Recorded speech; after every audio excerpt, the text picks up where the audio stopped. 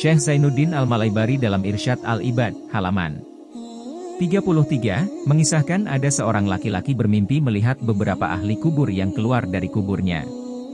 Mereka kemudian sibuk memunguti sesuatu. Namun, belum diketahui apa yang sedang mereka punguti.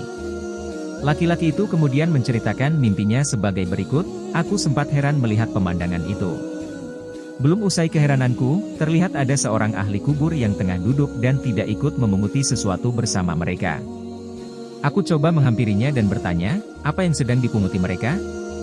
Ahli kubur yang duduk tadi menjawab, "Kebaikan yang berasal dari bacaan Al-Quran, sedekah, dan doa yang dihadiahkan kaum muslimin untuk mereka."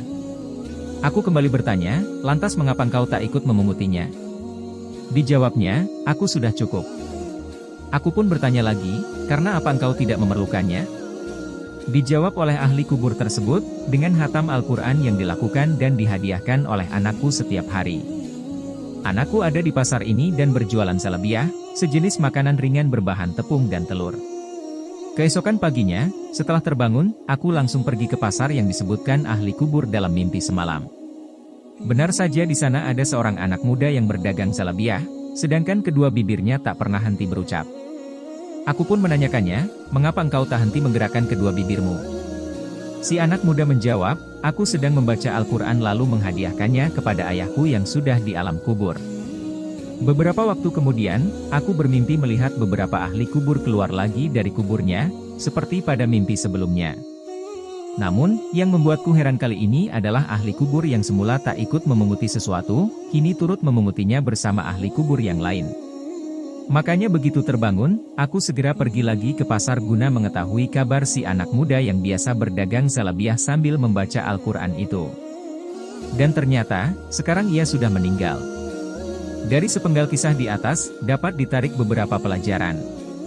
Pertama, kebaikan yang dihadiahkan kaum muslimin kepada ahli kubur, baik berupa bacaan Al-Quran, doa, ataupun sedekah, terbukti sampai kepada mereka. Kedua, demikian pula kebaikan yang dihadiahkan seorang anak kepada orang tuanya yang sudah meninggal. Contohnya bacaan Al-Quran si anak muda dalam kisah di atas. Ketiga, hadiah kebaikan dari seorang anak, kerabat, atau siapa saja kepada orang yang telah meninggal cukup meringankan kesulitan orang yang telah meninggal tersebut. Keempat, benar apa yang dikatakan Rasulullah Shallallahu Alaihi Wasallam bahwa di antara kebaikan yang terus mengalir, walaupun seseorang telah meninggal, adalah anak saleh yang selalu mendoakan. Berhenti yang mendoakan, maka berhenti pula aliran kebaikan itu, sebagaimana berhentinya kebaikan si anak muda yang membaca Al-Quran, karena dirinya meninggal. Wallahu alam.